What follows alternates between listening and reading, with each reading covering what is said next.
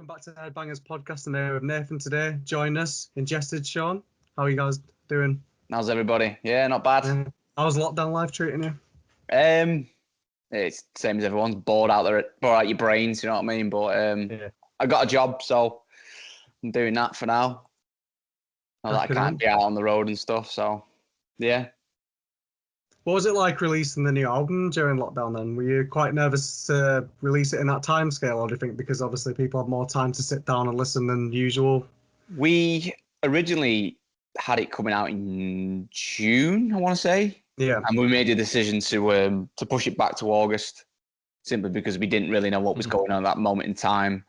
And we weren't able to do the music videos that we had planned to do for all the singles and stuff. So pushing it back that extra 2 months gave us a bit of time to figure out what plan B was going to be, which ultimately ended up being the Dead Seraphic Forms video, where I don't know if you've seen it, but we've got it was a sick video. Yeah, we got all the cameos. That was like last minute. We weren't going to use Dead Seraphic as a single. That was like, for some reason, we went out, let's just do this and continue doing what we were going to do originally, which was release the songs that you did end up hearing. But for some reason, we went with Dead Seraphic to do that.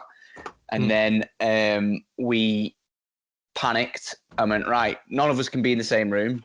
Our drummer lives in Spain, so he can't be anywhere. So what do? We thought, right, let's try and do like a little throwback, kind of looking 90s Tool claymation kind of video. And that got done in a real short space amount of time.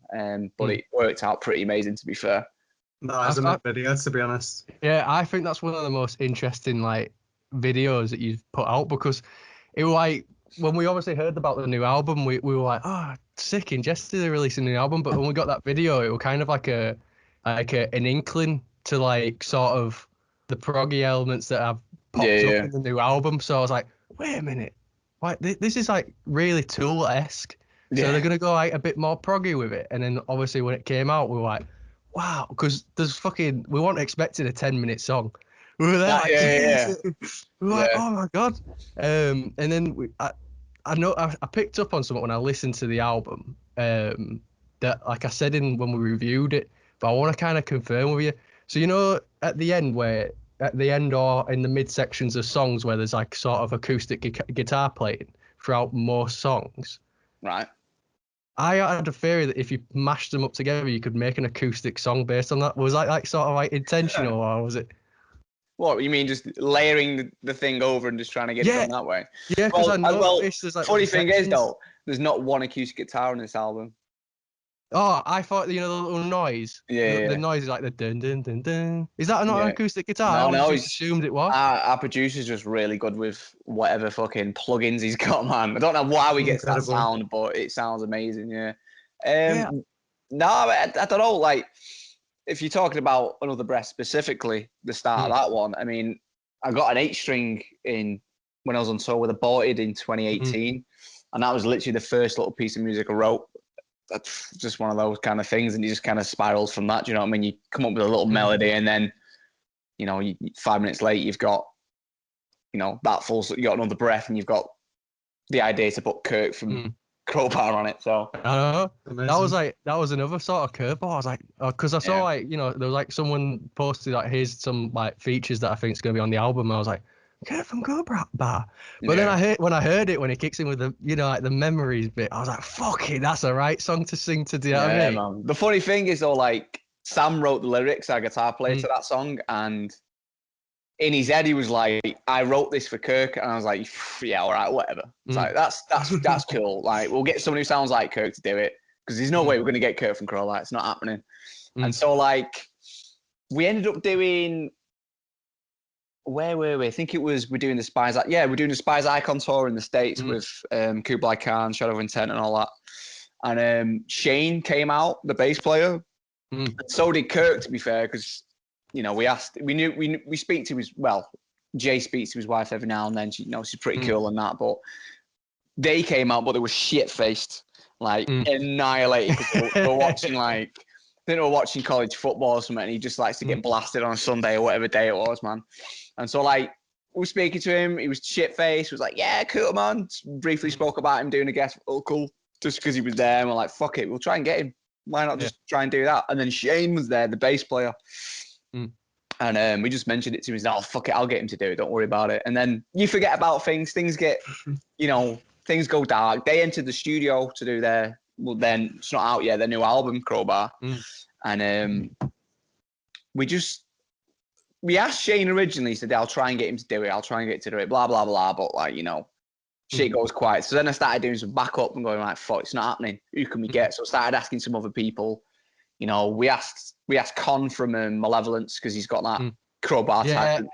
That I always thought Con would have been like a good alternative for that. So I asked Con, but he was on holiday. I think he might have been in Thailand, but he was gonna meet the boys in Malevolence in Australia. So like the time, he said, I'll fucking do it, but there's no way I'm gonna be home in time. So that fell out the window. And then I just kind of like, I asked a few other people. I'm not going to name any names because they've completely ghosted me and like never got back to me. So I'm not going to. But there's some other UK artists that too big for us now anyway. And then Sam went, no, I'm getting him. So I was like, cool. Figure it out, man. And at that time, they had just entered the studio, and he went, right, fuck it. I can't get him today. I'll try him tomorrow. I was like, fuck, it's not happening. So he said, look, he's definitely coming back in a week's time. I will get him in the studio. I will engineer it myself. So the bass player from Crowbar engineered it itself, made him do it, and then sent it to us. And we got it when we were in Moldova. It was like fucking 2 a.m. Like we're in like a little hostel and on bunk beds, and we're all just fucking like, yes, fucking no way. We got Kurt from Crowbar. So it worked out pretty cool, man, to be fair. Yeah, one thing I wanted to mention as well. So like the new album is so experimental, and like every album just gets better and better. Like, do you ever feel, because I know that everyone calls Ingested the Slam Kings. Yeah. Like, do you ever find like the slam tag sometimes a bit sort of captivating in the wrong way, that you feel like people always associate you with slam, but you obviously develop so much more into loads of different genres of metal? Yeah, I mean, our first album is, pretty much a slam album. It was pretty much Dying Fetus and Devourment Worship with some other elements thrown in there. So that was around that kind of time, around 2008, 2009, that's kind of where we were. We were young and stuff, and that was kind of the thing that we're into. So, we've always been kind of leading towards the groove type of material when it comes to our writing. So we've always had that element, but I mean, the coining the term Slam Kings, I think we coined it ourselves just to take the piss, and it kind of that's a good point, actually. It kind of just we put it on our merch, and it just spiraled out of control. And it's like half of it's like tongue in cheek. Do you know what I mean? Like, we do have a pretty healthy ego when it comes to our band. It's like, we are the better slam band out of the UK, so why not just have a laugh with it? You are, to be fair. And it's like we were never ever going to stay pigeonholed into that. Like, we can expand ourselves, and we've always been interested in other things, incorporating different kind of things into our music. So if the fans want to pigeonhole us that way and then start arguing with each other online, then that's fair enough, man. If they're not the fucking Slam Kings, they don't even slam anymore. I'm like, do whatever you want to do, man. You're talking about us, so that's all that counts. That's what was so interesting about the album, though, because like there was so many elements into it. Kind of talk us through like the beginning, like the initial ideas of the album and how it kind of expanded. Was it always kind of the sound of the album was always sort of set in stone, or was it developed over time as you tried to like go, okay, we want to make a new album, this is what we kind of want to go for? I mean, you'd think that when you're trying to start a new album or start the writing process to a new album, like there's a time frame, and right, we've got 6 months to write this, and then you're just caught in the moment, and that's what the album is. Not for us. Like, we're so far ahead of writing material that I can't even tell you when I started writing the album. I've got to be honest. I can't put my finger on it because I'm constantly churning out material. Then I was bank it away somewhere, and then what we end up kind of doing is, say if I've got 25 songs, I like sequencing the album in a certain way. And so once I know that we've got 10 tracks to an album, then I'll kind of pick and choose. I kind of know what the start of the album is going to be. So I always pick the first song, and then I'll know I want it to kind of, have different textures going in and out and stuff. So like, when the list comes in, you've just been, what's the song? I can't remember your album. What's the song before it now? Impending Dominance. Yeah. So like you've got like 3 pretty strong, heavy songs, and then the list kind of pulls it down a little bit. And then after that, you've got Burden, which is then a complete slow song. And so, you're kind of slowing the album down at that point, and then Dead Seraphic takes it up a little notch. and then you drop back down again, and then you start peaking again at the end of the album, and then you've got that huge epic 9 minutes. So with albums like that though, like we can get away with, like you saying, those influences, we can get away with, you know, sticking them in there, because I can't stand an album that's just 10 tracks of something too similar. Yeah, I agree. It works for certain bands. So like, you know, Beneath the Massacre, for example, that works for them because that's fucking what they do. There's 10 tracks of your face getting smashed into pieces. Whereas like we do, like I said, take you on a little journey. There's this, there's that, you know, fading in, fading out, like little bits of softer stuff here, heavier stuff here. So that's kind of the way we do it, man. But like I said, no, we're so far in advance of writing stuff that it's never gonna be songs that sound too much of the same, because you're spreading it out over months or maybe a couple of years, and you just, you know, you've got that. So the last track, like you said before, you know, can't believe there was a 10-minute song on there. We tried to squeeze that on. I think I was halfway through writing that after The Architects of Extinction, so we couldn't get it on that album. And then I tweaked it and finished it at some point after that. So I think that we originally were going to put it on Level of Human, but just the way it happened, it didn't work for me at that time. So we just shelved it again. So luckily we saved it for this one, because it's the perfect ending to the album. Do you know what I mean? Yeah, that's what I thought was so interesting about the new album, because I was like listening to it, and it's funny that you said that you know you kind of like have an idea of structure, because I noticed like when songs sort of change, it feels right. Yeah. Like it feels like the next song's right for the song for previous. So it's like, oh yeah, no, that's you can kind of see a jumping point. We're going, that goes there, that goes there. It's really interesting that you kind of like explain that, because I was like, every single transition's really good. Like where it's like you can listen to it, it's like it feels like it flowed off to a right point. Well, I come from a time of buying CDs and before Spotify and all that shit. So I was always listening to albums from front to back. So I've kept that image, you know what I mean? So I always, every time you buy our album, it's not meant to just be fucking shuffled and everything. You need to listen to the album from front to back. That's the purpose of it. And it's sequenced in a way that, you know, we want it to be. It should be listened to that way in full. Yeah, Nathan's got it on vinyl, don't you? Yeah, I ordered it on vinyl, like literally, like I think I listened to the album like a couple of times, and then when you were like, oh yeah, the red vinyl out, I was like straight on it, literally like the day it was announced, I ordered it like straight away. I've got it too, but I've not got a record player, so I have no idea what it sounds like on wax, man. So.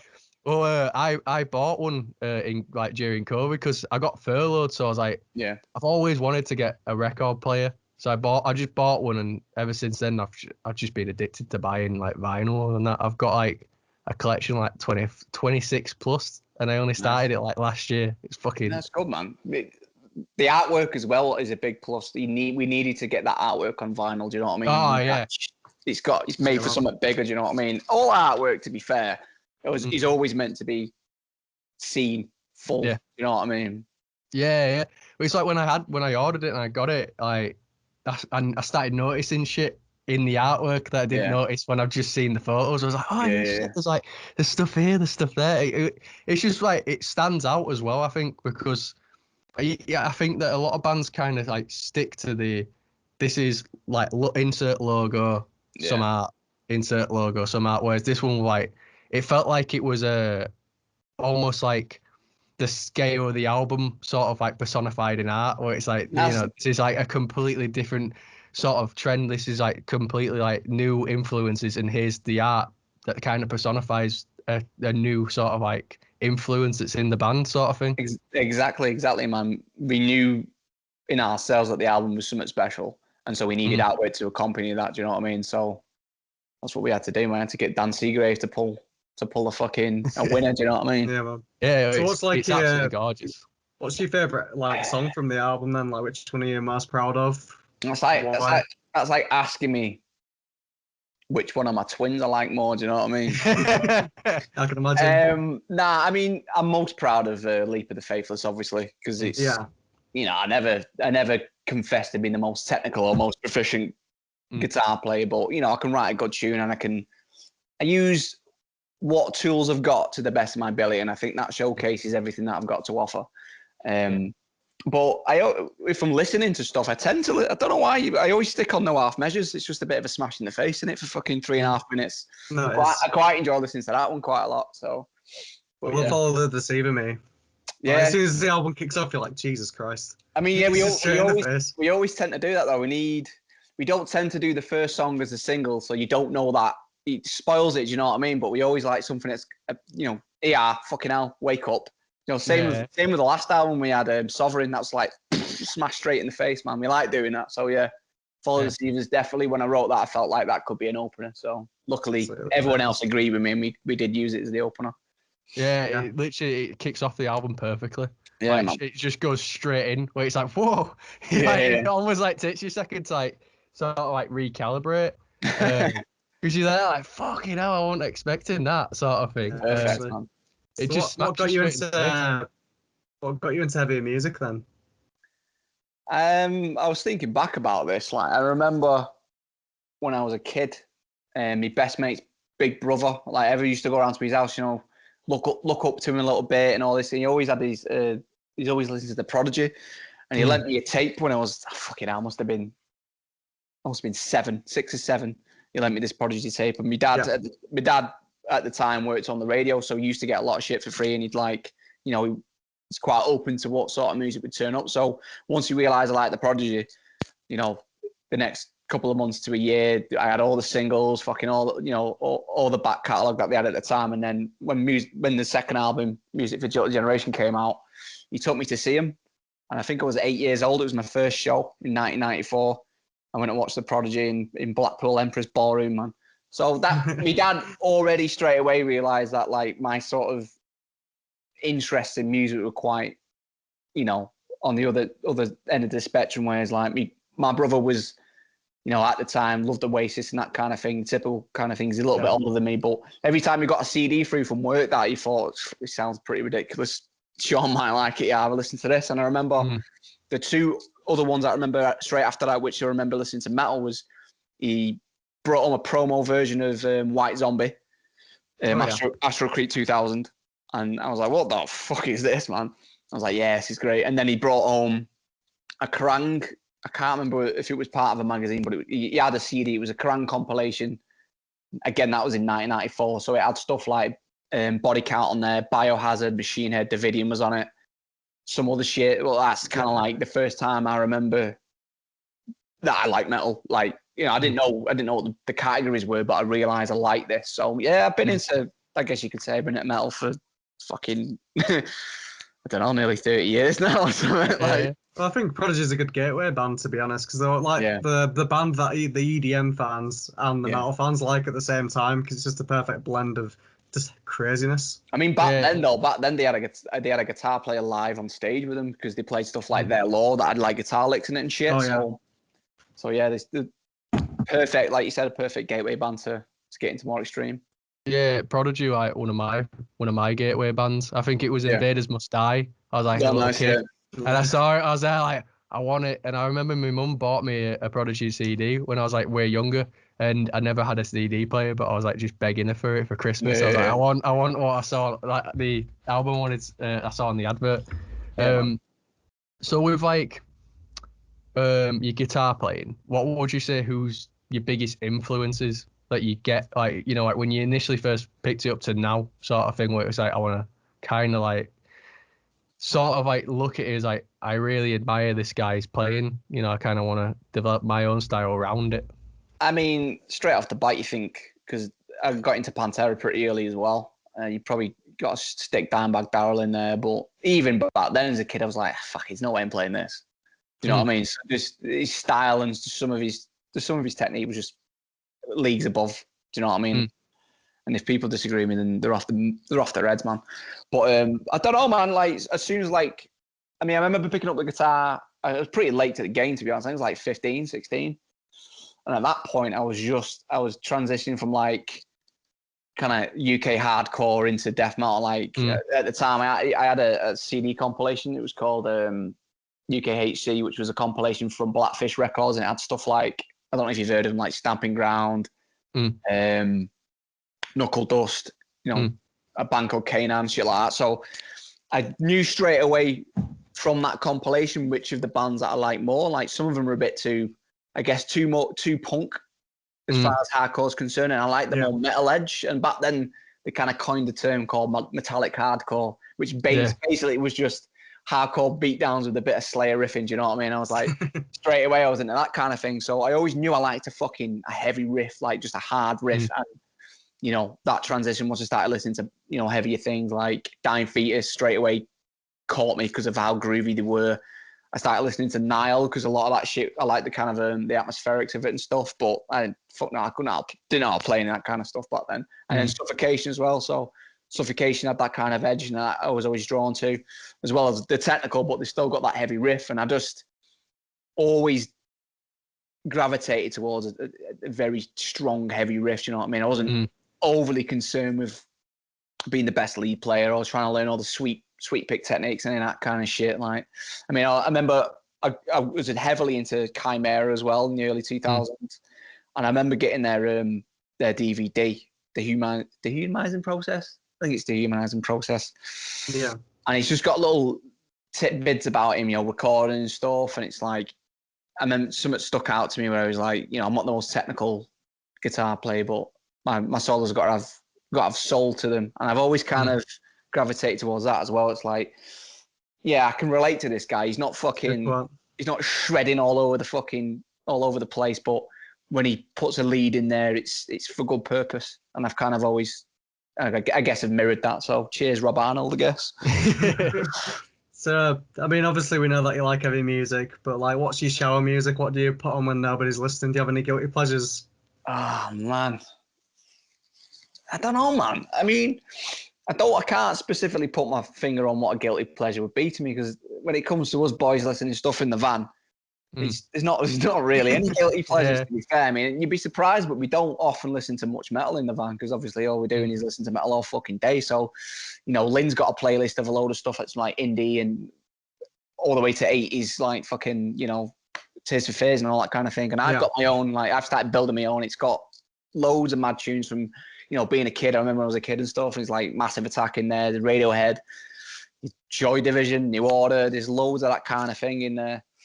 Some cheesy little pop in there every now and then. So no, I wouldn't say guilty pleasures specifically. Just whatever's fucking cool and whatever, you know, whatever sounds good, man. But yeah. That's what most people say, to be honest. Like, you know, when we spoke to bands and like, oh, it's not a guilty pleasure, but when we're in the van, you know, we don't listen to metal 24/7. It's like ABBA on or something. Yeah. But that makes sense, because if you're just playing the music all the time, you're probably going to get sick of just hearing the same music again when you're in the van as well. I mean, don't get me wrong. There was a period in time where all we did was listen to metal in the van when we were younger. But it's like, man, you grow up and it's like, I can't be arsed with fucking Inveracity today. Can you put on fucking Depeche Mode, please? Yeah. Yeah, well, I think it's because you guys write it, and when you're touring, you're always around metal and heavy music. So sometimes it's just nice to be like, because you just listen to fucking ABBA for once. I just want to chill out. You know what I mean? Yeah, it's one of those things. That is it. But it's like, well, it's just like sometimes you just need a bit of a chill. So I did a bit of a deep dive on your Instagram, and I noticed you do post like with like pictures of food every now and again. You know, when you're on tour and stuff like that. So like, this is one we actually been really looking forward to ask you. So like, what is top tier like tour food, but what's also like avoid it when you're going on stage food, where it's like good but wait till after the gig sort of thing? So top tier tour food, and then wait after the gig sort of thing. It depends where we are in the world, man. Like in Europe, Europe's pretty safe, man. I always say it's safe because I never get ill when I'm in Europe. Like, you know, there's usually decent catering and the spread's pretty decent. But, you know, once you get to the States, it can be a little bit more dodgier. Do you know what I mean? I always stick, like, if I'm getting a buyout, I always end up just eating Chipotle, just getting a safe burrito, chicken. You know, I know what I'm getting everywhere I'm going. I know what I'm getting. But if you're talking about avoiding food, yeah, definitely avoid Taco Bell, man. Oh, fuck Taco Bell, man. Fuck Taco Bell, so shit. The shit is cheap over there, and it does, your money does spread, but fuck me, man. You're gonna be on and off the toilet all day. Do you know what I mean? Could be an issue, man. But the good thing about the States is the, you know, the amount of restaurants you've got in, you know, different areas of the country. It's like, you know, if we're in the South, or, you know, get some proper barbecue and stuff like that, and that's pretty sweet. But yeah, I'd avoid things like Taco Bell. Yeah. Unless you've literally only got $3 to eat, and then you're just gonna have to take the risk, man. Yeah. But, If I had the choice, I wouldn't get a Taco Bell even if I had a choice to get it. It's just so bad quality stuff when you can get a better burrito like 10 other places. I mean, it's Taco Bell's shit over here. It's not. Nah, I disagree. I love it over here. It's not. I fucking love it. Like, hey, you know what? If I'm skint, I'll, there's not many of them to be fair, but I'll occasionally get a Taco Bell for me. It's not often though. Yeah.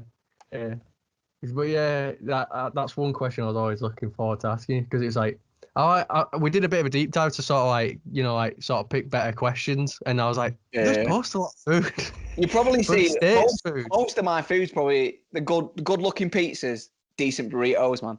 Yeah. There's a burrito place. There's Chipotle's everywhere, so you know it's a safe bet when you've got one. But there's a place called Costa Vida, which it's not everywhere. It's mainly like in the mids, and I've Googled it, and there's like little spots of it at the bottom of the country. I'm like, oh man, I fucking love that one, because you can get it in like a tin. You get this huge ass burrito. You ask for it wet, and you just pour all the sauce all over the top of it, man. Oh, mate, it's the fucking bomb, man. And then obviously, once you get to the West Coast and stuff, you can find all the little tiny Mexican places that that spring up and stuff. We know a couple of them, and they're always fucking spot on, man. Yeah. So we know you're a massive horror nerd as well. So what's your favorite film and why? Having to narrow it down to one would be pretty tough. Yeah. Or it is tough. If I was pushed to answer the question, I might have to go with John Carpenter's The Thing. It was just the fucking special effects at the time, and just the whole mood of it, and the score, the direction, everything about it. It's one of these top tier horror film, that, man. It's got to be. I only watched it recently because I was in the mood for a horror film. Yeah. And I was like, I've never seen The Thing, so I bought it on Amazon Prime, and I was like, fuck it, the special effects, Jesus Christ. I was like, when was this made? I was looking at it going, they did a fucking sick job. It's scarier than some of the special effects that I've seen in modern horror now. That's crazy. It's the joy of practical effects, man. They age really fucking well. You know what I mean? It just ages amazingly. There's another film. You ever seen the 1988 version of The Blob? No, I haven't actually. I might put that on my watch list. You need to, man. It's fucking, it's decent, man. Special effects in that are fucking incredible as well. Give that one a watch. You find that some of the older films actually do the effects better than some of the new ones, because they're so overly done with the visual effects and the CGI and stuff. It's like with Lord of the Rings and The Hobbit. Lord of the Rings looks better than The Hobbit, even though it came out 10 years earlier. Yeah, it's a weird one though, isn't it? I mean, the missus put on Harry Potter, the first one, the other day, and I was like, whoo, it's looking a bit ropey, this one, isn't it? Jesus Christ. Yeah. I did a full Harry true. Potter marathon, and you can see the strict cut off of when the effects started getting really, really good. Yeah. Where you could tell the studio had a bit more faith of it doing well. Because I watched the first one, I was like, fucking hell, I don't remember it being like this. When they're doing the Quidditch tournament, you kind of see, it's just a bit, woof. I mean, to be fair, it's 20 years ago, but we're just then again we were just talking about The Thing, which is 1982. So, and that holds up pretty well. So no, it does. It's catch-22 with effects, man. I'd always prefer practical over digital, but I guess digital has its pros and cons as well. Do you know what I mean? No, I completely agree. I think films have always done it well when it's been a mixture. So you actually have practical effects on the day, and then the actors actually have something to interact with, and it doesn't look really weird because it's something actually physically moving, so you don't have to animate it, and then you just clean it up with VFX later on. Well, there you go. It was definitely a sweet spot in the early to mid 90s where that was happening, where they were trying to push for digital effects, but they were still hanging on to practical. So that kind of shit works pretty well.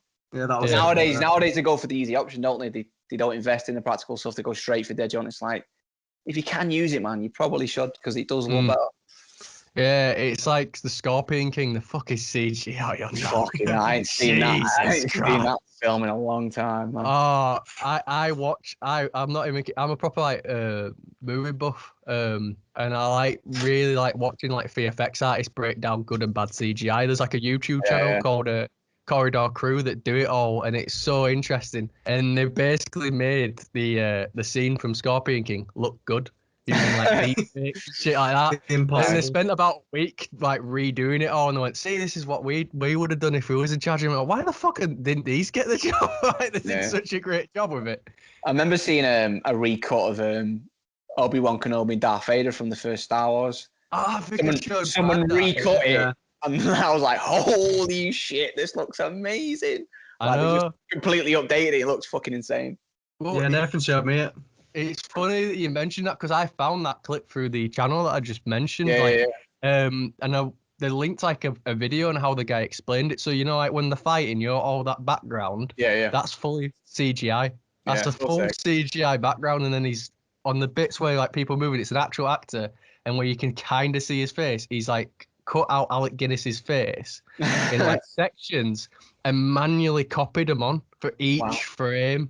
So I'm like, fucking how it's like, how does this guy not have a job in like Hollywood and that? That is mental, mate. Yeah, it is insane how much work went into like just a 5-minute video on YouTube. It was pretty awesome, to be fair. So like, what else are your hobbies and interests then, besides obviously horror music and shitty tall food? Like, what's your hobbies? Fucking like, well, film's a big one. Obviously, we've just been talking about film.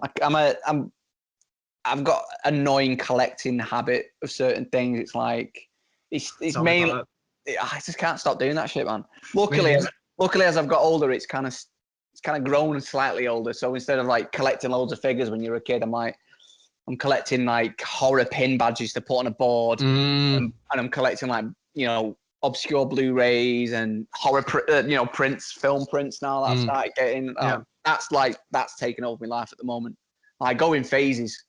But it seems to have been the past like 3 years. It's been the same couple of things that I'll go, all right, I need to get some more of these, like the badges, the Blu-rays, and now the prints. Man, over lockdowns, it's crippled me. Like I can't stop buying the fuckers. I've got I was gonna lift it up, but I've promised you right there underneath my stairs. There's about 50 rolls of them. Like I don't know what I'm gonna do. Originally, I was like buying them specifically to like put them on the walls in certain places. So if I saw a print, I'd be like, right, that'll look good there, so I'll get that. And then I'll see one that I did like, but I was like, there's no room for that. There's no room for it, so I can't buy it. And then that started itching at me. It's like I really want that print, even though I'm not gonna put it up. So I'll just fucking buy it and it'll stay in a tube. So now I've got to the point where I need to buy a big ass portfolio to start sticking them in just to have. Do you know what I mean? Yeah. It's I hate that. I hate the fact that I need to get shit all the time. It does me head in, and my fiance drives her mental as well. I'm the same, mate. Me and Brad are the exact same. Like I've got such a bad. It's like little things where it's like I'll buy one thing, but when I've got that one thing, you spiral. I'm gonna get the next one. I'm gonna get the next one. And then before I know it, I spent all my wage, and I'm like, fuck! I've just got all this shit. Yeah, it must be partly to do with me. It must be obsessive compulsive because I just can't stop thinking about it. Once I start doing something, I go. For example, if I need to get the best thing and I need to get everything that you can get for it. Do you know what I mean? Like at the same time, you can't just wait and just build it up. I need it all now and then I'll figure it out. I'm the exact same. I'm the exact same. Like if I go out and I want something, like say like a computer, I'm like, okay, I want it to do this, but then I'm like, but I might also want to do this in the future with it. So then I'll just get obsessed with all these things I want this computer to fucking do, and I'll be like, right, I've got the budget for that now, and I'll just obsess until I've got it. I don't know. It's one of those things. It goes past that for me as well. For like, I need to get this specific case as well, and I'll get a case for this, and I'll get this little thing that I can stick on. It just fucking never ends, man. Never ends. I did the same thing with vinyl as well because I bought a vinyl player shortly after Nathan, and he was like, "You know how addictive vinyl buying is?" I was like, "Yeah, kind of." And then like I bought it myself, and then I bought one vinyl. I was like, "Okay, this will do me for now. Just one vinyl, keep repeating it." And then next minute I was like, Nathan, I've got 5 vinyls in my basket, and it's like, oh well, I could get that Tranquility Trivium and all this new album coming out. Yeah. So the next minute I've got like 7 vinyls in my basket coming, so I'm just like, oh, for fuck's sake. Yeah, that's Just, one, like, that's also one it. thing that I've gone, no, don't do vinyl. I've got you know, I've got bits of vinyl. I've got a nice little selection, but the thing that's trying to reel me in is a company called what are they called now? Oh, it's going to do me head in, but they press all the horror vinyl, and they got all artists in to do all the gatefold and shit. Oh, and I've got it on Instagram. It's just like, out next week, The Fog with this amazing artwork. I'm like, oh God, do this to me, man, because I need it. Yeah. I've not gone down that road yet. Honestly, I remember when I warned Brad. I was like, look, before you get a vinyl player, it's fucking addictive, man. Like, Yeah. I was like, you get one and then that's it. Because I bought a record fair. It was a classic like 1980 fucking Motorhead. And it was like Ace of Space, and it was quite a bit of money. But I was there like, fucking, I've always wanted this album. This is one of the first albums I listened to, and I bought it, and it just went from there. It just kept going and kept going and kept going. So I was like, make sure you just kind of keep yourself at a limit with it and just try to talk you out of it, because you will get addicted and you will spend all your money on it. I remember Brad sent me a message at 2 a.m. one day saying, I've just spent 100 quid on vinyl. And I was there like, I fucking told you that's how it starts. Similar thing with me the other week when just before the other lockdown kicked in, me and the missus managed to get out into the town centre, and HMV have been pulling absolute fucking blinders in their stores at the moment, like, because I'm into all that kind of like the boutique things like Arrow Video and, you know, 8 Films, 101 Films, that kind of shit. And you walk in and they've got a whole selection of all the collector's shit. I'm like, oh, you motherfuckers. Why are you doing this to me? And the thing that fucks me off though, right? I have to ignore. I say to her, if we're going into the town centre, I go, I can't go into H&B because I know I'm going to see shit I need to get. Because it's like, I'll look for something on their online store and it'll be sold out, but they don't let you know of the inventory that's in the stores. So it could be, say something's completely sold out everywhere. It could still be sitting on the shelf in H&B because no one's picked it up from that store. And it happened to me, and I went in the other week and I was like, right, she went because we had the twins in the buggy and we couldn't get them into the store. So I said, look, I'm going in here. I'll have a quick look. You do you go Primark, you do that shit. And I got in there and I walked back.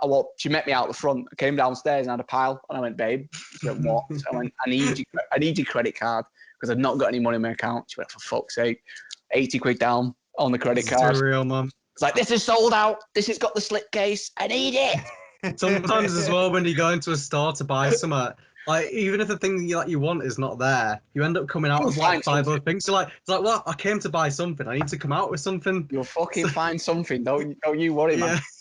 There's like there's shops that my missus will literally physically drag me out of before I even have a chance to go in. There's like literal shops where she'll see it coming, she's like, you're not fucking going in. And I'm there like, 100%. I am. And she's there like, no. And she literally have to physically drag me because it's just such a temptation. Like, it's mad that you mentioned prints because I've gotten addicted to buying prints as well. Yeah, well, I've got like one fucking like what is it? Oh fuck, I forgot the name of the movie. That's gonna annoy. The Shining, yeah. Okay, I've got one The Shining print, and now I've just ordered like 9 other like prints because it's like so addictive. Do you know which Shining print it is? Do you know the artist? I'll send you the photo. A photo of it when the after the interview because it's a sick print. It's like a typewriter. There's a few bobbing about that I've been after. There was one that was on I can't remember the site, but it was basically Danny in the middle of a carpet, but the carpet was at the top of. It was like as if it was buildings in the pattern of the carpet, and all the blood was coming out of the floor of the building. All the buildings had like the doors on the front. I was like, oh my god, I need to buy it. Didn't have the money for it. Went back on sale. They had the artist proofs on there. Went instantly. It was like $80. It's now like fucking $200 on eBay. I'm just like, you motherfuckers, man. So that's where it starts getting into my head as well. Yeah. If I look at something and I go, I can't afford it now, and I have to skip on it. If I don't get it when it needs to be fucking bought, a week later it's gone. It's on eBay for fucking 2-3 times the price, and then he'll eat at me for weeks. And that's I'm the exact same. It's so mad that you say it because I'm literally. I've never met most people that are like that. Like I've got a lot of people that I know. I was always like, no, I just wait, and I'm like, how the fuck can you wait? Like, how can you wait? I saw someone had a rule. He said if you see something you can't live without it, then you have to buy it. But then I'm like thinking, everything I look at, I think I can't live without this. I need it. Exactly. Like, there's no filter for me. Yeah. I'm hopeless. I can't win. I always hate it when you get people going, well, why don't you just save your money and you can buy it all at once? I'm like, It you don't doesn't get work. it. I see it. I need it now. I know something I want's coming out on Friday. I know something that I want's coming out on Friday, and within 3 or 4 hours it'll be gone. So I know I've got to fucking buy it on Friday. I have to. Yeah, I'm the exact same. I'll just think and think and think about it until it's in my hands. Like I ordered Nails on Silent Death. Yeah. I just ordered the 10th anniversary repress of the vinyl, and it's just come today, and it's taken about a month to come here because of fucking Brexit. Cheers, Boris. But it's finally come today. I was like, finally, I've been obsessing about it for months. You start going through like it's been crushed in transit. It's got lost. Someone stole it. Oh, it fell out the van. It's fell out the van. It's gone. It's lost. It's gone. That's where your brain goes. Until you like this. I'd be sat there going, it's definitely broken. They're trying to cover it up by sending another one out there. Yeah. It's definitely Royal Mail's lost it or something. I had it the other day because I work for Royal Mail, I'm a postman. And really? Yeah. I still got I get my shit sent to my mum's house because where I work, my mum's house frame is there, so I can pick up my shit as it comes in. And I was expecting which one was it? Oh, it's going to do me head in. Can't remember which post because I bought so many posters. Anyway, I was tracking. That was it. It was reanimated print, and I fucking ordered it at the start of December, and I was tracking it. And I was like, right, sweet, because I know they come in as specials, and I know we have to go to a separate room to get them before they get put out. And I was like, right, I'm gonna go and get it. I was like, oh fuck, it's not here. Whatever, cool. So I went home. I said, oh, coming tomorrow. Then I just thought, oh, I'll track it, and it says delivered today at 10:10. I was like, you fucking liars! It's not in my hands, is it? I walked in the next morning like shit, and then go, where the fuck is it? I walked to my frame at about 6 a.m. It was just sat there on my frame waiting for me. Someone wrote scan. Did the person who works on my mum's frame bit?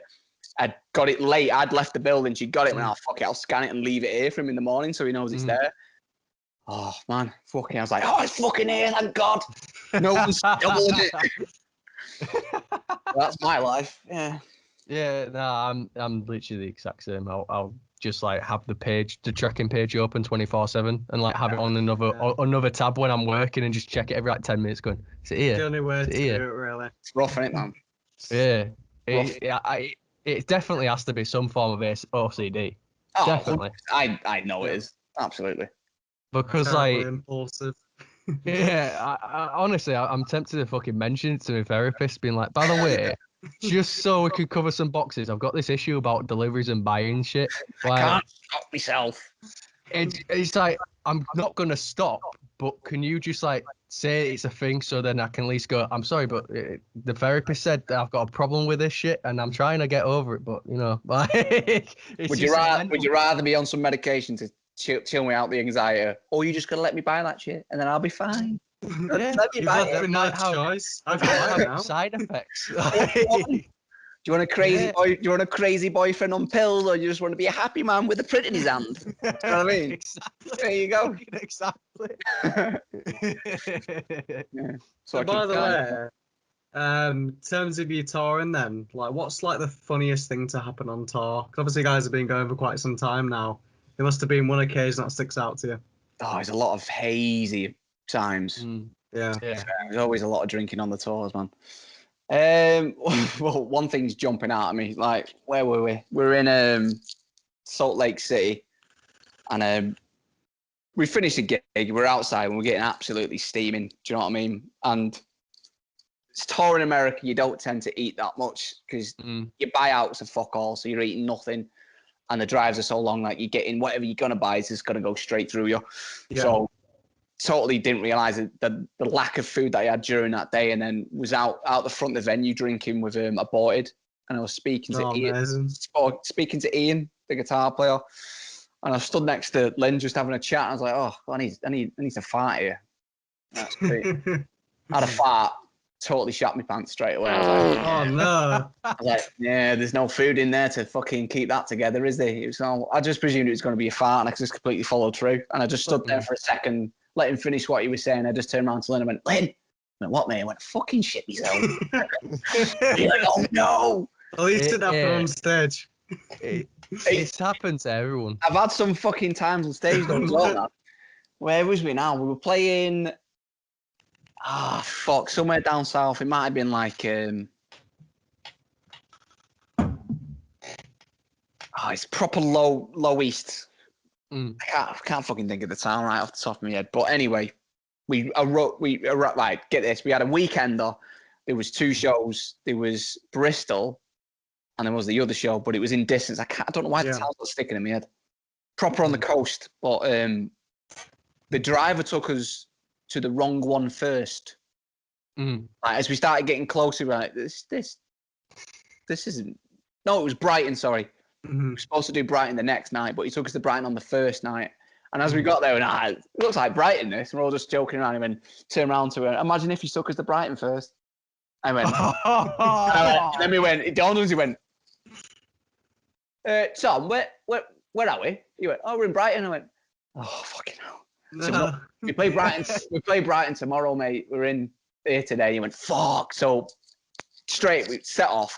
We literally got out the van, straight onto stage. I was feeling a bit ropey on the way down. I can't remember what the fuck I'd eaten, but something went right. But the way the stage was, so imagine you walking into the venue. The stage is right at the back, and to the left-hand side is the toilet. So you got to walk past the stage to get to the toilets. Right. Fucking playing here like this. I was like, oh, something's not right. And I started like heaving, and I started to be sick into my mouth. And I was like, oh shit, what am I going to do? Christ. But at the time, I had, it was one of the early days when I started getting my guitar wireless. So I was just kept playing with all this sick in my mouth. Casually walked past Jane and Sam, got off, walked off the stage and went back into the toilet, but back of the stage. It was just being sick into the fucking sink while still playing. Like, oh! That's pretty legendary, to be fair, though. Like, you came back out, smashed the show, started packing down, went out the front, and then it all just came out. And like some random person came up with a pint of water, went, "You all right, love?" I was like, "Yeah, I'm all right." You know what though? Shitting yourself. I don't trust anyone, right, that hasn't shit themselves as an adult at all. It happens to everyone. If it hasn't happened to you, it's gonna happen. It's not always a trump. Don't trust it. Exactly. Yeah, that's like if I ever hear anyone that I was like, no, I haven't shot myself like as an adult, I'll be like, you're fucking lying, because it happened to me like last week, mate. You're lying or it's coming. Yeah. At least once every couple of tours for me. Yeah, exactly. I don't eat all day. I don't eat all day. I'm drinking all day. It's like, what do you think's gonna happen? What do you think's gonna happen? I've got nothing in me. It's like sometimes you just can't fucking trust them. Like if you just sit there. It's a dangerous game. Sometimes you got to play it. You know what I mean? Yeah, it's like Russian roulette. And you're gonna lose. Yeah. 1 out of 10 times. It's gonna happen eventually. 1 out of 10 times, you're losing. Losing. Yeah, no, I don't trust anyone that hasn't shot themselves in their adult. I'm like, you're a fucking liar, man. You're a fucking liar. Because I know it happens. If you play a bottle roulette, there's a chance you're gonna lose a draw. I don't believe it hasn't happened to everyone. That's fucking There's been like multiple times where I've been like what you said, sat talking to someone. I'm like, oh, it's a fart. And then like midway through talking to them, I've been like, it wasn't. But is that the usual? I can usually know within like a split second, then I'll clench and I've caught him. Like, sweet, I need to book out here. But I was shit faced, so my timing was off. It went too far. I clenched too late. I was like, See, I've done that a couple of times where it's been like, oh wait, no, but by that time you've already given it enough leeway, so it just goes straight out. You got to be really accurate with it. If you it's gonna happen. Already punched the inside of your underpants. It's just too late, isn't it? Yeah, it's just bang on too late. The decision's crucial. Yeah. I want to get onto, so we've gotten like funniest gig stories, but like what about the sort of the worst gig story where it's like, fuck, do you know what I mean, where it's saying like, for fuck's sake, it's just been a fuck about from like start to finish.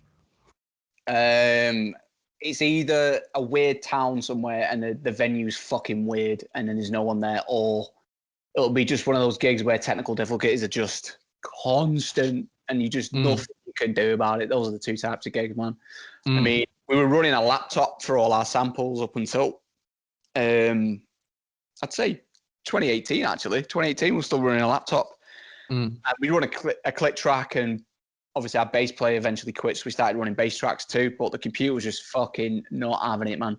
And so like I think we were coming back from Summer Breeze Festival in Germany, and we had like 2 last little UK dates just to kind of finish off the run.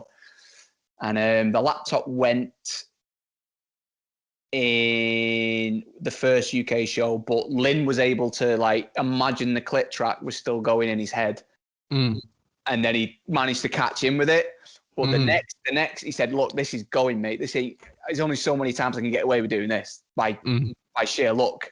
And then the next night, there was a massive guitar break from the samples. Dead silence. Oh no! Fucking hell. Well, you can't fake out of that. Everything's just gone, and it's like, oh great. So then you've got to freestyle and think out shit what we're gonna do now, because most of the songs have got these little leads and backing tracks, and you've got to just on the spot go, right, we can play this, this, and this. And we just finished up, we cut a song out and just finished another thing. One of the last tours we did, the last tour we did, which was the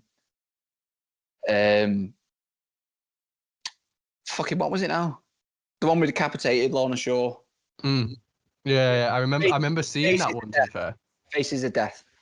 We would turn up in Germany, and at this, we always swapped out the laptop for it's called a Somatic, and it's hardware, and it's fucking it's ace, it's the tits, man. We've never had any issues with it, but we had issues with his triggers and all the leads and shit. Fuck knows what it was, but we couldn't get anything to work. Like, so we've run over by 5 to 7 minutes. We're like, right, it's eating into our fucking thing here now. This ain't clearly is not going to work.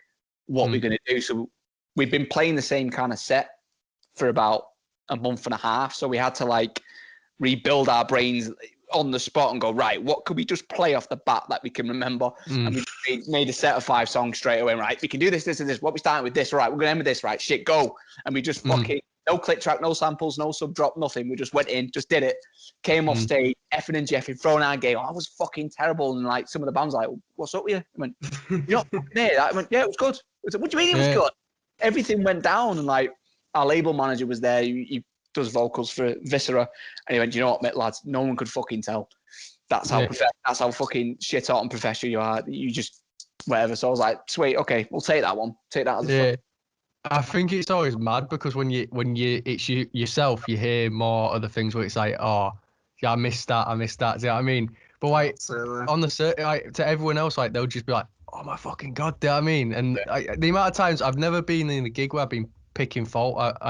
When I've seen yous, it's always been a fucking mint gig. Like no matter where, what venue it's in, no matter how big the turnout is, it's always been fucking energetic as fuck and just insane. The one in Huddersfield was amazing. That was like my favourite time seeing you guys. Where was that again? Sorry. In Huddersfield. Huddersfield. Was that the Parish? Yeah, Parish. That was one of the shows where the click track stopped working. And really? Lynn was just guessing like up and it was going to come back in, and it did.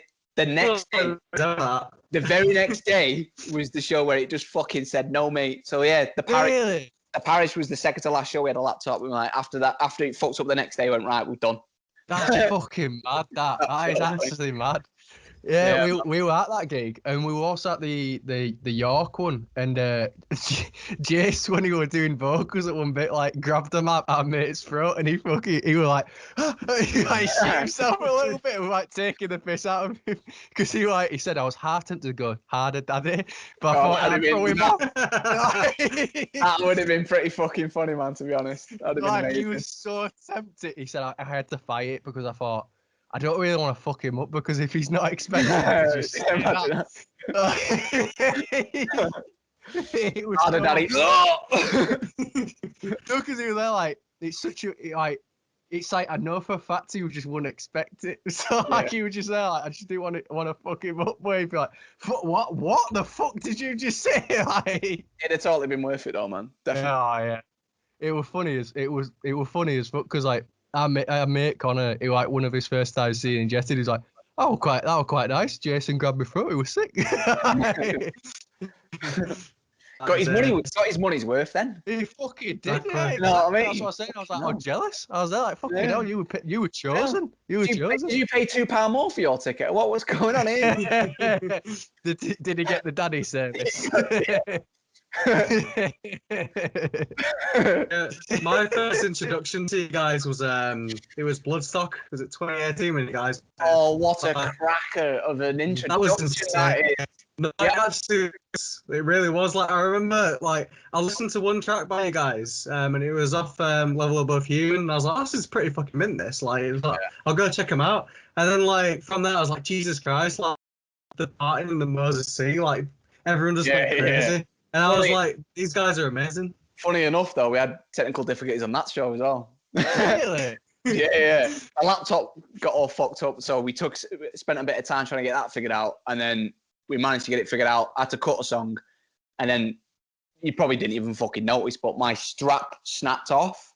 So I was just fucking kneeling down playing a song because my strap it just went. So that was one of those shows. In front of 5,000 people, I'm down here like this. Yay! Can't do nothing.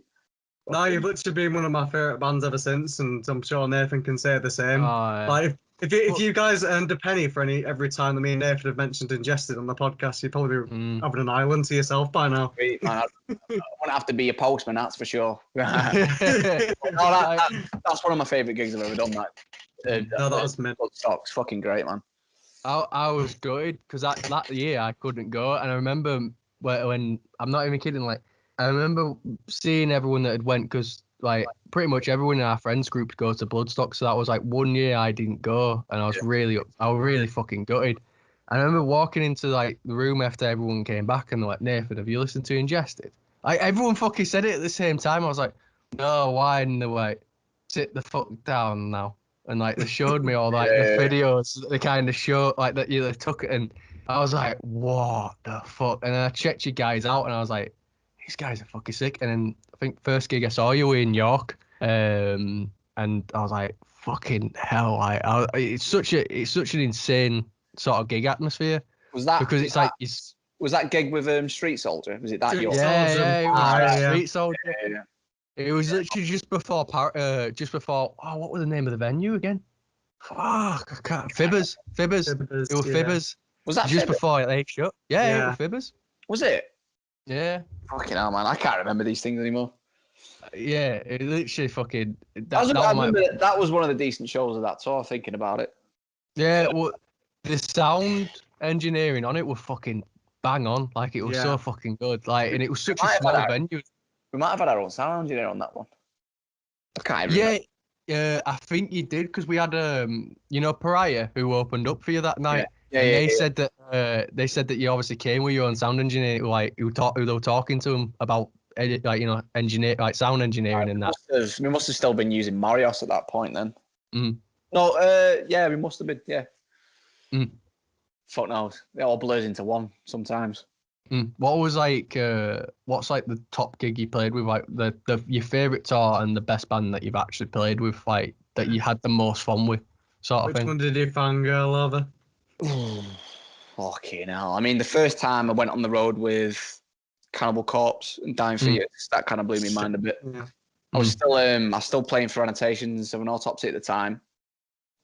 It was like 2009 maybe, and I was still pretty young back then. And I was playing a sold out Coco's in London. I was just like, fucking hell, like playing my Cannibal Corpse and Dying Fetus, one of my two favorite bands ever. But touring wise, to me in the band, like we have like everyone's got the big four, aren't they, that they look up to. It's like for us, it was Nile, Dying Fetus, Suffocation, Cannibal Corpse, and obviously I'd already done two of the four on one tour with Cannibal Corpse, Dying Fetus, and then when we did Summer Slaughter in the States, it was Cannibal Corpse, Suffocation, and Nile. Like, well, come on. Three out the four biggest death metal bands, as far as I'm concerned, I get to tour with them on one fucking tour, so that's got to be up there. The first time we went to Europe was just fucking mind blowing. We were all like 21. Do you know what I mean? We went out with the Black Dahlia Murder, Carnifex, The Faceless, 3 Inches of Blood, Obscura. Fucking hell. It was fucking insane. It was our first European tour, and we were on a tour bus, and it was just carnage. I'll never forget it, man. It was just absolute carnage. Oh, I wish I would have seen that tour because fucking Carnifex and Ingested in the same building as well. Like, it's like both of like the gigs that I've been with Carnifex or Ingested are like, oh, it just fucking goes off. So I couldn't imagine it all in one way, but fucking hell. Yeah, they're our boys, man. We've been touring with them on and off for like over a decade now, so we've known those guys quite a long time. It's just, I mean, there's bands that you click with, and these bands you like seeing and stuff like that. We've got friends everywhere. Do you know what I mean? It's hard to really just pinpoint a specific band, but you just see some you've not seen for ages, and you're like, sweet. But I get one of my favorite bands to tour with and play with to watch purely is Suffocation. They're just unbelievably punishing. They just crush live, man. Yeah, I've seen I think at one point. So I saw them about 3 years in a row. So I watched them. I saw them play. They just kept coming to the UK about those three sections, like 3 years in a row. Where I got to see them. Yeah. Suffocation was the first metal gig I'd ever been to. Holy shit! It's not a bad one. I know. Right into the deep end. It was crazy. Like first ever live gig I'd ever been to in my entire life. What year was that? Can you remember? It was literally 2017 because I got into metal like in sixth form. So I didn't. I were a bit of a late bloomer, but I kind of like got different tastes really quick. Like I'd just jump. But at the same time, I'm listening to Korn. I'd be listening to Suffocation. Oh yeah. I mean, I was having like both kind of. I had Korn on in my car today, so don't I'm not listening to them. They are sick. I was just my starting points. Like I'd have that that new metal pit phase that I feel like everybody has that one. But then I also had like the proper like tech death and death metal like that I'd be obsessed with along with like thrash. So I saw Suffocation in 2017 and I was like, fuck. Were they headlining or was it a support tour? Yeah, headlining. They were headlining. Yeah. It was Cryptic Shift, Visions of Disfigurement, then Cryptic Shift, then Suffocation. And I was like fucking blown away by pretty much every band. Sweet band to watch live, man, for sure. Oh, that fucking bass, the bassist. Fuck me, it was such a gorgeous bass. Custom made just for him, man. I know. It's like that bit where he always slams it down. Slams it in, yeah. You're just watching like, what the fuck? It's just a crazy first gig. Like my first gig was like, I think it was like a dubstep artist. It was like Nero or something. That was like my first. And then I went straight to Nero. Yeah, it was like Nero and Leeds. Like I think it must have been 2011 or something. And then I went to download 2012 as my next one. And bearing in mind, hardly any of the bands. Like I didn't even know who Trivium and Machine Head and Lamb of God were. Yeah. And then went to go see him. I was like, wow, okay, I'm converted now. Nice. And then I just became like a fan since. So that was a crazy, crazy festival. That was like Download at its peak, in my opinion. I have never been to Download. Really? No. Fucking hell. It was my first time, like 2019. It was alright. I prefer Bloodstock. Unless they book us, I probably won't be going. Do you know what I mean? Yeah. I want to, but like I'm either on tour, but I'm mainly always on tour. I never can get to go around that time, but it's about time we played fucking Download at this point. Come on. What's going on? Yeah, I think. I want to see you guys like a petition to get Ingested on Download because I'm surprised it hasn't happened. 15 years in and you've still not booked us. You see the same fucking UK bands playing it every year because they're all tonguing fucking the publication's arseholes every fucking time. You know what I mean? Yeah. You know who's fucking sucking it off here. It's bullshit. We know who you are. We know who you are. I'm not naming no names. Tell Andy Coppin to give his head a wobble and get Ingested on. Come on, mate. Come on. You put Dying Feet on. What about us? I know. What about Ingested? I think we should get a change to our pig, put in like the bottom, like, get Ingested on fucking Download now, like what you're playing at. Nah, for real though, we need to play at some point. Jesus you do. Yeah, definitely, because it's like, I'm really surprised you haven't actually played it. Because it's like... every year we don't get it. I'm like, this is bending my head. What the fuck's going on here? Yeah, it's like the last year they were having like loads of bands where I thought, oh, Ingested has got they'll fit that day, they'll fit that day, they'll fit that day. Like, you got to be announcing it soon, and they never fucking did. I was like, bastards, man. Oh, it's them again. Next year. Oh, it's that band again. Oh, Yeah. we'll just keep booking that band. So fucking what? I was like, I'd change out Biffy Clyro for Ingested. Yeah, me too. Can you please make that happen? Can you just take them out and just put Ingested in? I'd pay you money to do it. Like, oh wow, fucking System of a Down again. Surprise, surprise. Yeah. So I wonder what's gonna happen this year. Well, Obviously, like, yeah, a horror fan. Have you had any unexplained experiences, like, ghosts, aliens? I don't know what you believe, really. We usually ask this one just so it could spark an interesting answer sometimes, but if you don't have anything, that's cool. yeah, there's something that sticks out when I was a kid, but I don't know how much you want to read into it. I'm certainly not like scared of the supernatural when you kind of figured you would be. But yeah, as a kid, I used to share a room with my brother in our first house. So we were bunk beds at the time. So I must have been six or seven. Yeah. I still remember it now, so it must have stuck with me at some point. You know what I mean? I've always remembered it. It's always stuck with me. It's never quite made any sense. I don't know what to make of it, but I can only tell you what I remember. Is like I remember trying to sleep. I remember shutting my eyes and like, do you know when you look at the sun too much and then you close your eyes and you've just got these black speckles that just roll around your eyes? It was like that. It was like that, but it was dark. When I closed my eyes, it was just doing this weird thing. And I remember just like having enough and getting up out of bed.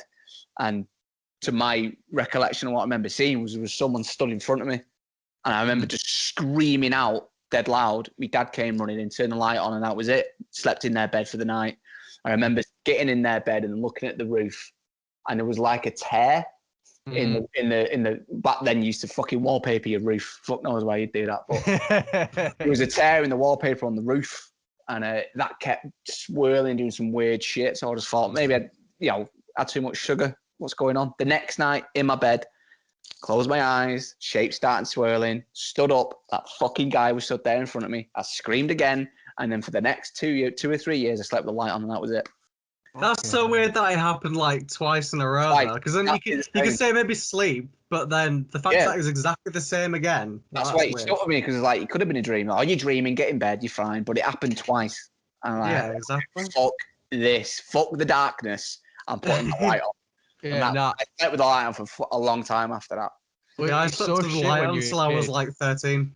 But there's people that used to go around to that house where weird shit would happen. I've heard other things now since I moved away from that house in 1995, 6, 96. Right. I remember my dad telling me that back then they used to have carpets would go down the stairs, but you'd have a stair rod to keep the carpet in place. You don't have that anymore, but it was fucking old.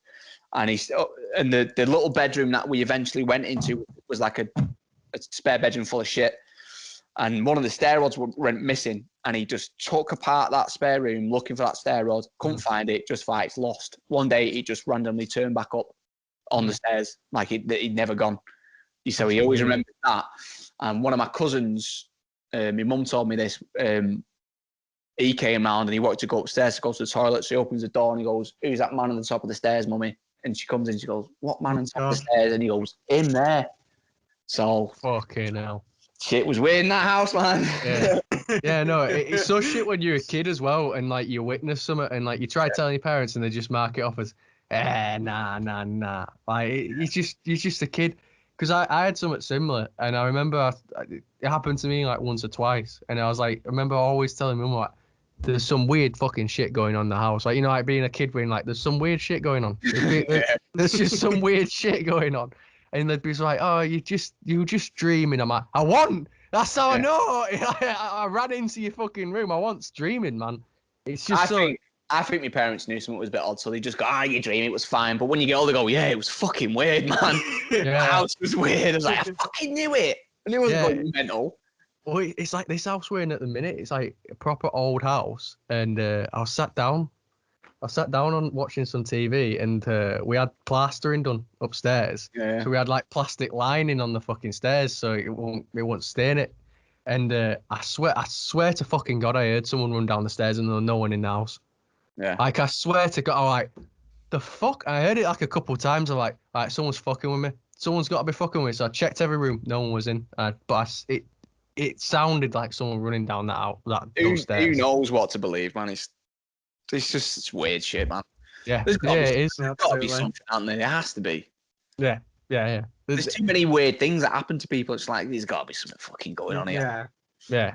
No, I think it's mad to try and dismiss it as like, oh no, it's just being made up. I'm like, all right, seriously though, there's been like pretty good fucking cases where it's like, yeah, maybe they do kind of exist, man. Yeah. It just sucks. There's no hard proof anywhere, so it's like it's debatable constantly. So I just told myself when I saw that shit as a kid, it's got to be bullshit. It's got to be because no one's proved any otherwise. But I don't know, man. Don't know. Tough one. I suppose as well, like your parents kind of be like, yeah, this house is haunted as shit, man.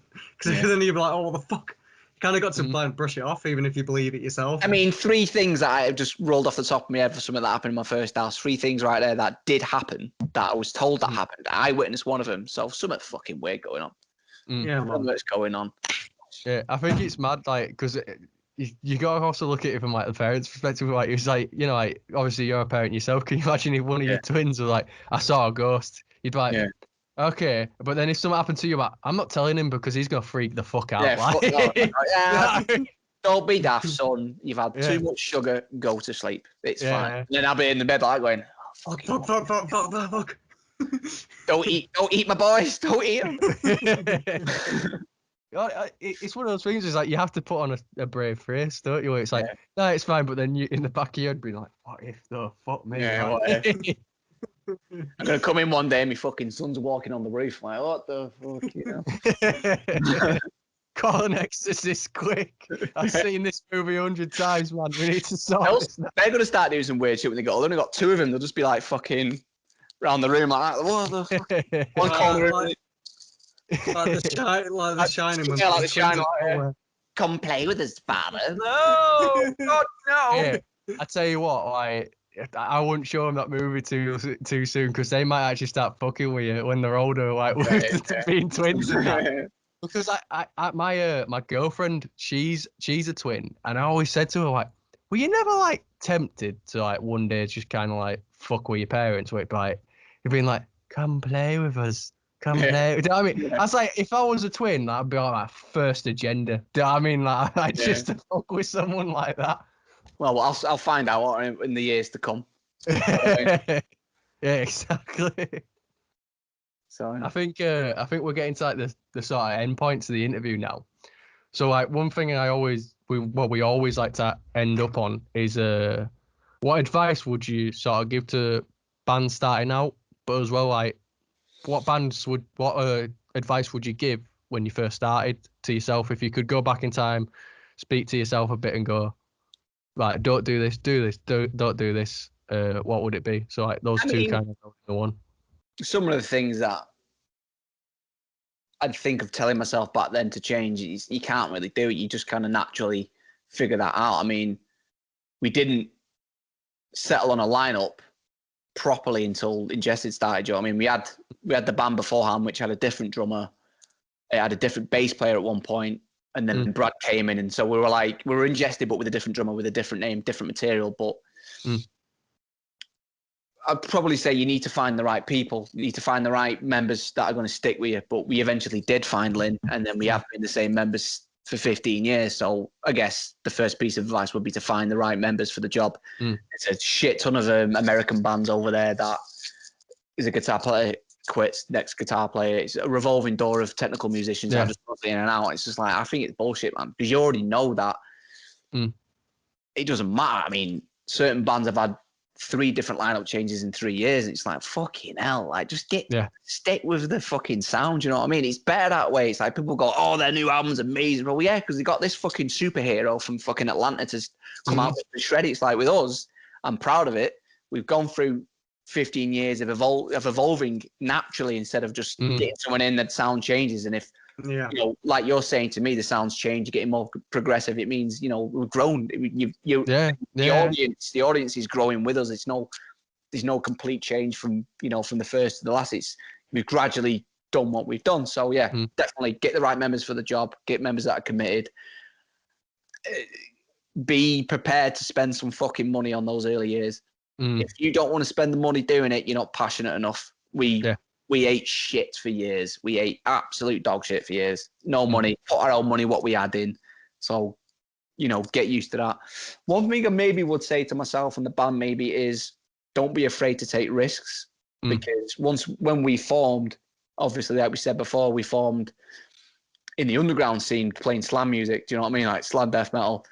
And it becomes a certain bubble of elitism back then. Like the scene was so fucking small, you know, we see the same bands, the same people at the gigs. And we always imagined we're better than this. We need to do more than this. And it took us probably a year, 2 years too late to pull our fingers out of our asses and don't be afraid what they're going to say about us. And, you know, if they're going to shun us, because eventually they did do that anyway. Do you know what I mean? Once we signed with a different label that was slightly bigger, like we signed with Siege of Amida. I remember like there used to be a thing called the Devourment Forum back then. And that's where all the underground elites would go and talk about years and they go, oh, the fucking sellouts, they're not going to last a year. They're fucking going to be split up after this. No one's going to give a shit about them. No. Oh, look at you now. Exactly. You know what I'm saying? So You got your faces plastered all over Metal Hammer, so who's laughing now? I would maybe say, like I said, don't be afraid to take risks earlier on and don't be afraid what people are going to think of you. Because if you know you're worth something and you want to expand and progress more than your little bubble's going to allow you to, don't be afraid. Just go and fucking do it. So I personally would have wanted to have realised that a year earlier and got a fucking head start. But, you know, you learn, you do these kind of things. That's just the way it is. Yeah, it's a massive like learning process as well. I imagine as well being in a small scene, it was also terrifying being like again like what you said like what will I think of us because it's like you almost didn't want to alienate them to the point where it's like you couldn't go back. But we were worried. We were worried about it, but once we decided right, we're better than this, and we had our mind set on it, we kind of just let them chat behind themselves and say you're gonna fail, you're gonna last a year. Because, you know, we ended up finding a different fan base and moving, you know, in the right fucking direction. So, but, you know, I still see people from that scene now and again. And they've grown up as well. And they're like, it's fucking amazing what you've done. Well done. We're really proud of that kind of shit. So that's nice. But there are some of the wankers that, you know, you forget about. And I hope that they're fucking, you know, they're dead. So. Mate, I know a fucking few. I know a fucking few where I'm like, I wonder what they're up to. Nah, I don't really care. Fuck 'em. I think I sometimes sit and go, I wonder if they check out our new album every now and then and go, fucking hell. Yeah. I can't believe they've done this. There's got to be a handful of them, haven't there? You ever feel like sometimes sending them an email going, so you remember what you said on that fucking forum, mate? I mean, if that is the case, I don't have to turn around to these specific people and go, fucking, you know what I'm saying? They've seen what we've done. They've gone, right, fucking hell, yeah, I was totally wrong about that one. So yeah, exactly. We're stubborn. We're all stubborn bastards, man. We needed to, you know, drive forward with what we wanted to do. And we wanted to go on tour. We wanted to play different places. We wanted to play with our favourite bands. We wanted to play at festivals. And so we did it, I guess. Yeah, absolutely. Well, you know what? You guys are getting better with age. Like, you know, everything that you release is even more better than the last one. Like I love Level Above Human. Exactly. I love Level Above Human. But the new album got to be my favourite. But yeah, thank you so much, Sean, for coming on and speaking with us. Hey, my pleasure. It's been a great time. It's been ace. It's been an absolute it's been ace because Ingested, you guys are easily one in my top 5 bands ever. Absolutely. It's genuinely just been an absolute pleasure to talk to you as well. Excellent, like, kind of get sort of like a better insight into the album and just everyone as individuals and like people sort of thing. Yeah, man. Don't worry, man. Just because we ain't touring at the moment doesn't mean we ain't writing. Yeah. Oh, you can't fucking do that, Tal. You'll start getting obsessed with it now, going, when's the new Ingested album coming out? I'll let you know, man. The music's completely done for it. Ooh. Oh. It's completely done. So we're just doing lyrics now at the moment, and we're not sure when it's going to come out. We don't know what the trajectory is going to be like, but it's sounding pretty fucking beast. So wait for it. Excited. And we might have another surprise this year as well. So keep your eyes and ears. And you know what as well? Like, we hope that the gig happens in Leeds as well with Ulvadinia, because we'll definitely be going to that. Yeah. I hope so too, man. I hope so. If not, it's just going to get fucking moved again. Eventually it'll happen, but I don't know when. Either way, we'll be there. The thing is, it's just building up. It's just building up me for when I finally do have a gig to proper go to go off and one. You imagine it's going to be carnage by the time we can all get out there. 100%. Oh, yeah. Who's going to, you know, back then it was like, oh, I've got 2 gigs to choose between this week. I'm going to choose that one. It's going to be like, I'm fucking going to all the gigs this week. Do you know what I mean? I'm not going to care when it is or where it is. Yeah. But yeah. Thank you very much, Sean. Excellent. It's been a pleasure. Yeah. Absolute pleasure, man. See you in a bit. Have a nice day. Catch you later. Night. Take care. Yeah, have a good night. See you later.